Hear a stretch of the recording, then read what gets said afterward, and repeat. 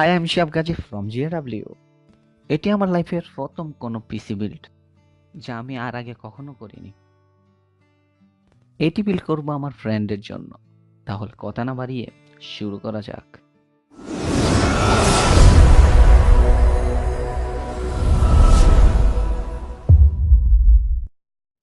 এই ভিডিওটি দেখার পর আপনার সাবস্ক্রাইব বাটন কাজ করবে না। যদি বিশ্বাস না হয় সাবস্ক্রাইব বাটনে ক্লিক করেই দেখুন।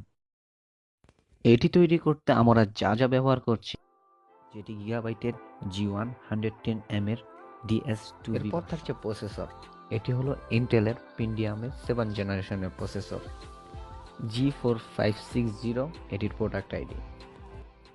আমাদের এখানে ভালো র্যাম না থাকায় আমরা অন্য কোম্পানির র্যাম ইউজ করতে বাধ্য হয়েছি। তবে আমি রেকমেন্ড করব জিস্কেল বা কিংস্টোর কোনো মেমোরি ইউজ করতে। আগের ভিডিওতে WD হার্ড ড্রাইভ ব্যবহারের রেকমেন্ড করেছিলাম, কিন্তু এখন আমি বলবো তোশিবা ব্যবহার করতে। তার কারণ অন্য কোনো ভিডিওতে জানাবো।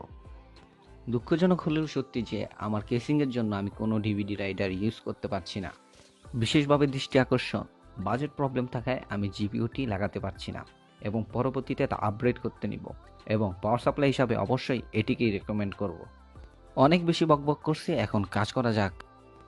ভিডিওতে ক্লিক না করে আমি প্রসেসরটি লাগিয়ে ফেলেছিলাম, যার জন্য আমি আন্তরিকভাবে দুঃখিত। প্রথমে আমি মাদারবোর্ডটি কেসিংয়ে লাগাবো। মাদারবোর্ড সম্পর্কে বেসিক কিছু ধারণা দিয়ে দিই। এতে থাকছে DDR4 এর 2টি র্যাম স্লট, একটি জিপিইউ স্লট, এবং এতে থাকছে অডিও নয়েজ গাইড সহ আরও অনেক ফিচার্স। মাদারবোর্ড সহ সব কিছুর বিস্তারিত আমি আমার আগের ভিডিওতে দিয়েছি, যা আমি আপনাকে ডিসক্রিপশনে লিঙ্ক দিয়ে দিব, এবং ভিডিওর এন্ডেও তা পাবেন। আশা করি সময় পেলে তা দেখে নেবেন।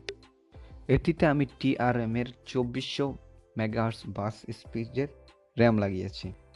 ইচ্ছা ছিল না এই র্যাম লাগানোর, কিন্তু আর কোনো উপায়ও ছিল না। সবথেকে বেশি কষ্ট হয়েছিল আমার হার্ড ড্রাইভের স্ক্রুপ লাগাতে, তবে বিশেষ করে সেকেন্ড স্ক্রুপটা আমাকে বেশি জ্বালাতন করেছিল। ফার্স্ট টাইম বলে অনেকবারই মিস হয়ে গেছিল, কিন্তু অনেক কষ্টের পর তা লাগাতে সক্ষম হই। মোটামুটি আমার সব কিছু লাগানোর কাজ শেষ। এখন শুধু কেবলগুলো জায়গা মতো লাগানো। কেবলগুলো লাগানোর আগে তা ম্যানেজমেন্টের জন্য কিছু কাজ করে নিই। কেবল ম্যানেজমেন্টের সুবিধার জন্য আমি এই বাড়তি কাজটুকু করছি। জাস্ট আউটলুকটি সুন্দর করার জন্য এই এক্সট্রা কাজটুকু করতে হচ্ছে।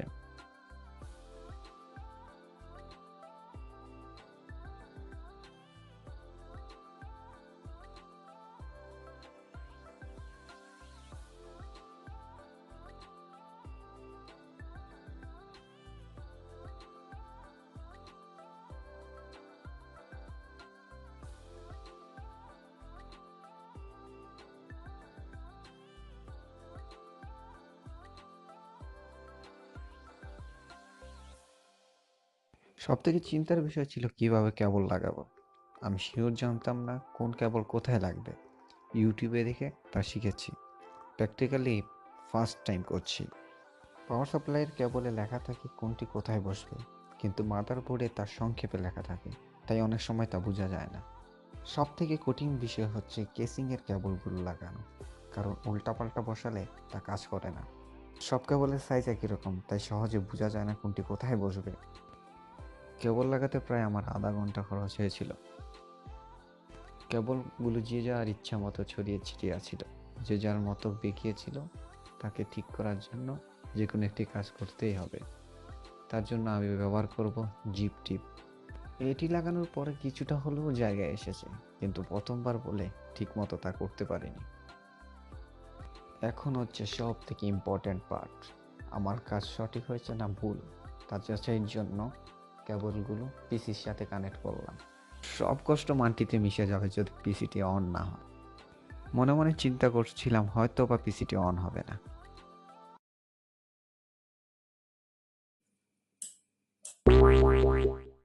সব কষ্ট মাটিতে মিশে গেল।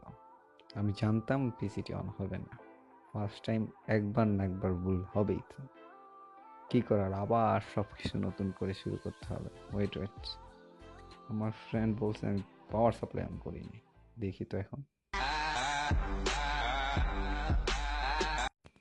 অবশেষে ফার্স্ট ট্রাই কমপ্লিট করতে পারলাম। উইন্ডোজটি দিয়ে নেই, তাহলে ফুল কনফার্ম হয়ে যাব। Yup, I win. Thanks for watching. যদি ভিডিওটি ভালো লাগে তাহলে সাবস্ক্রাইব এবং লাইক করবেন, আর কোনো কিছু জানতে হলে অবশ্যই কমেন্ট করবেন। See you next time.